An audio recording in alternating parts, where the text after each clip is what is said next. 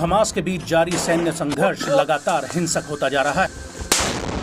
एक और जहां सीज फायर के लिए सारी दुनिया एड़ी चोटी का जोर लगा रही है, तो वहीं युद्ध का अखाड़ा बन चुके रफा में हमास के लड़ाके पहले से और ज्यादा खूंखार हो गए हैं।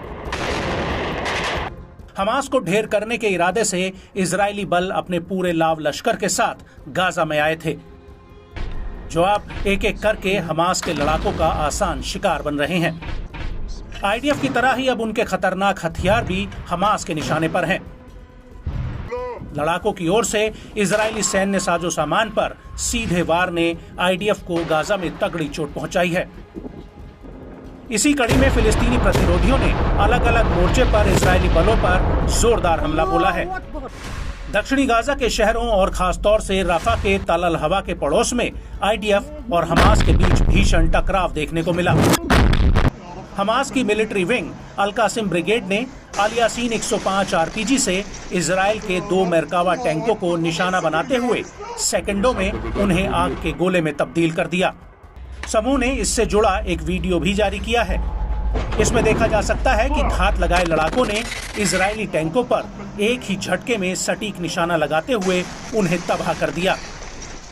अल कासिम ने बताया कि लड़ाकों ने थर्मोबैरिक आरपीजी के साथ आईडीएफ की पैदल सेना को निशाना बनाया है। इस दौरान कई इजरायली सैनिक मारे गए हैं। वीडियो में देखा गया कि एक लड़ाका टैंक को उड़ाने के लिए आईईडी फिट करके वहां से भाग निकलता है और इसके बाद एक जोरदार धमाका होता है और इजरायली टैंक के परखच्चे उड़ जाते हैं। इसके अलावा ब्रिगेड ने दावा किया कि उन्होंने नेटजरी मैक्सिस में तैनात आईडीएफ पर भारी कैलिबर मोटर गोले दागे हैं। साथ ही आईडीएफ के सैनिकों के साथ सीधा टकराव हुआ है, जो वहां एक इमारत में छिपे हुए थे।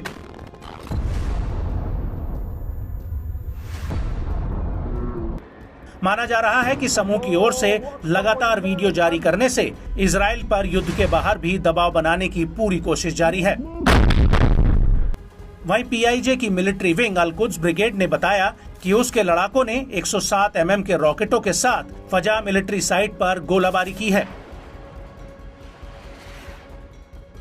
ब्रिगेड ने रॉकेट बैराज के साथ अशदो, एश्केलॉन और ज़िरौत बस्तियों के साथ साथ होलेट, येडेट और अबशालोम में भी बमबारी की है। इससे जुड़ा एक वीडियो जारी कर अल कुद्स ने अपने दावे की पुष्टि भी की, जिसमें देखा जा सकता है कि लड़ाकों ने वीरान जगह पर इजरायली बलों के कब्जे वाले इलाकों पर हवाई हमला किया।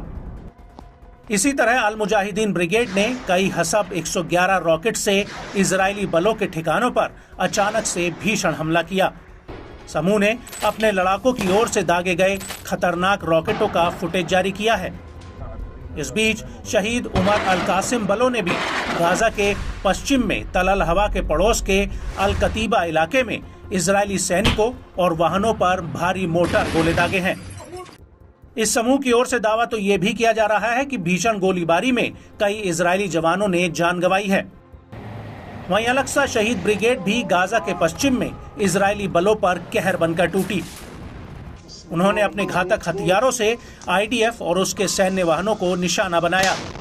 बताया गया कि ब्रिगेड ने गाजा के पश्चिम में तल अल हवा के पड़ोस में यूनिट के बीच हताहतों की पुष्टि करते हुए एक घर के अंदर छिपी आईडीएफ की यूनिट को गोलों से निशाना बनाया।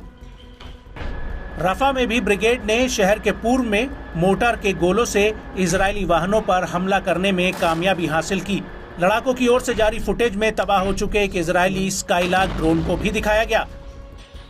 दावा है कि इसे खुफिया मिशन को अंजाम देने के दौरान उत्तरी गाजा में मार गिराया गया था। गाजा के भीतर से आ रहे हमास के हैरत अंगेज वीडियोस ने जाहिर तौर पर इजरायली बलों पर एक मनोवैज्ञानिक दबाव बनाने की कोशिश की है।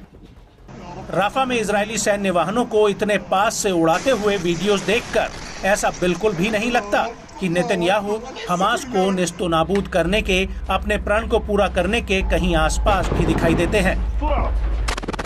अल्लाहु अकबर।